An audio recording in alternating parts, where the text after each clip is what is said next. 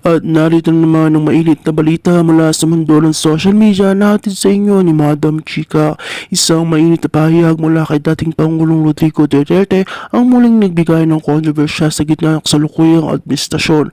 Ayon kay FRPD, pinahayag nito si Pangulong Ferdinand Marcos Jr. at sa buong administrasyon, kasabay ng matinding pagbatikos sa mga akusasyon ng katulian.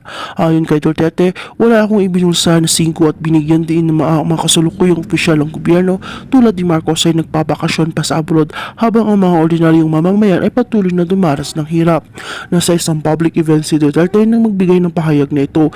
Dito binigyan din niya ang pagkakaiba ng kanyang pamumuno sa kasukuyang administrasyon. Ayon kay Duterte, sa kabila ng mga paratang na katulian laban sa kanya noong kanyang termino, napatunayan niyang hindi siya nagkaroon ng anumang personal na benepisyo mula sa gobyerno. Pinanggit din niyang hindi siya tulad ng mga opisyal ngayon na kamilyon at nagbabakasyon pa sa ibang bansa, isang pahayag na agad naging tampok sa mga social media platforms. Tila isang direktong hamon kay Pangulong Marcos at sa mga opisyal na gobyerno ang sinabi ni Duterte na hindi naman matanggap ng ilan bilang isang pambansang issue.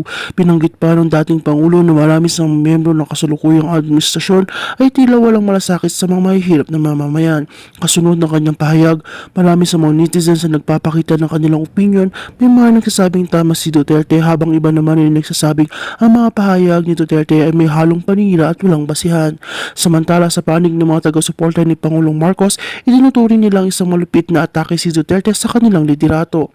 Ayon naman sa mga ito, si Marcos ay patuloy nagtatrabaho para sa kapakanan ng bansa at mga akusasyon ni Duterte ay walang katotohanan. Ayon pa kanila, ang mga pahayag ng dating Pangulo ay isang uri ng pampolitika lamang upang magdulot ng ingay at magtangkang bumangon muli sa mga mata ng publiko.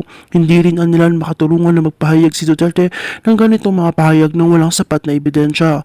Nagbigay naman ng reaksyon ng mga miyembro ng administrasyon ng Marcos sa mga pahayag na ito. Ayon sa kanilang spokesperson, hindi nila pinapalakas ang issue ng katulian dahil mas mahalaga nila ang pagtutok sa mga programa at proyekto na makikinabang nakakarami.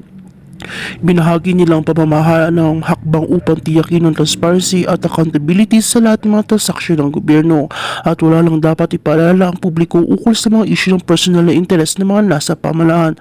Sa ngayon, ang kontrobersyal na pahayag ni Duterte ay patuloy na pinag-uusapan. Hindi lamang sa social media kundi pati na rin sa mga kaganapan sa Senado at Kamara. Habang sinusulong mahakbang nagpapakinabang ang mga mamamayan, malinaw na hindi pa rin umuhupa ang tensyon sa pagitan ng mga dating administrasyon at ng kasalukuyang liderato.